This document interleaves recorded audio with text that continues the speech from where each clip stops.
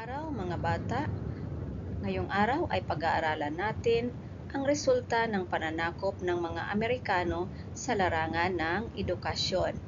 Ito ay nasa Araling Panlipunan 6, ikalawang markahan, Module 4. Tema ng edukasyon sa panahon ng mga Amerikano.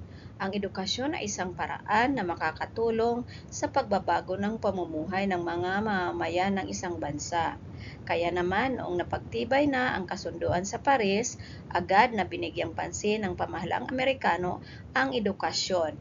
Layunin nito ang mga sumusunod. Una, turuan ang lahat na maging mabuting mamamayan ng isang demokratikong bansa. Pangalawa, bigyan ng ganap na edukasyong pang-elementarya ang lahat ng may wastong gulang. Pangatlo, ituro ang wikang Ingles at ang kulturang Amerikano. Turuan ang mga Pilipino na paunlarin ang kanilang pamumuhay. Panglima, malinang sa mga Pilipino ang damdaming makabayan at pang-anim, magkakaroon ng lupang sakahan ang mahihirap na magsasaka. Noong una, mga sundalong Amerikano ang nagsisilbing guro sa mga paaralan. Dahil sa panukala ng Komisyong Taft, ipinagtibay ng batas bilang 74 na nagtatakda ng libreng pag-aaral sa mga paaralang bayan. Ipinairal ang patakarang edukasyon para sa lahat. Walang bayad ang pag-aaral at libre ang mga aklat, lapis at kwaderno. Nag-utos din ang batas na ito na magpadala na ang Estados Unidos ng mahuhusay na gurong Amerikano sa Pilipinas. Noong Agosto 23, 19, dumating ang mga 600 na tunay na mga gurong Amerikano na kilala sa katawagang Thomasites dahil salulan sila ng barkong USS Thomas. Sila ang pumalit sa mga sundalong guro. Itinalaga sila sa iba't ibang pampublikong paaralan upang magturo sa mga mag-aaral sa pagbasa, pagsulat at aritmetika.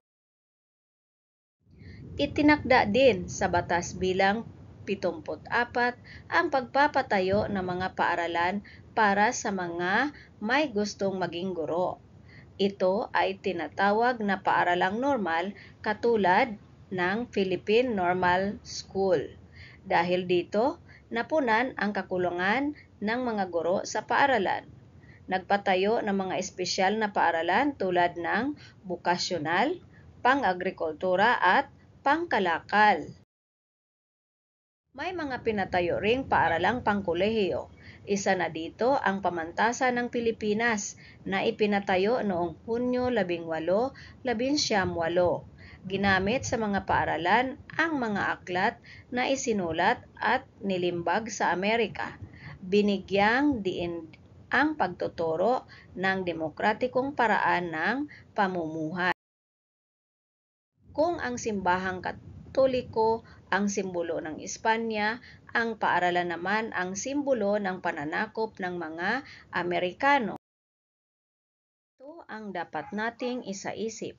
May mga pagbabagong naganap sa edukasyon sa panahon ng Amerikano tulad ng pagbubukas ng paaralang pambayan, paggamit ng Ingles bilang wikang panturo, pagtuturo ng demokratikong paraan ng pamumuhay, pagpapairal ng patakarang edukasyon para sa lahat. Walang bayad ang pag-aaral at libre ang mga aklat, lapis at kwaderno. Ng batas bilang 74 na nagtatakda ng libreng pag-aaral sa mga paaralang bayan. Pagdating noong Agosto 23, 19, nang may 600 na mga gurong Amerikano na kilala sa tawag na Thomasites at pagtatag ng Philippine Normal School para sa mga nais maging guro. Maraming salamat po.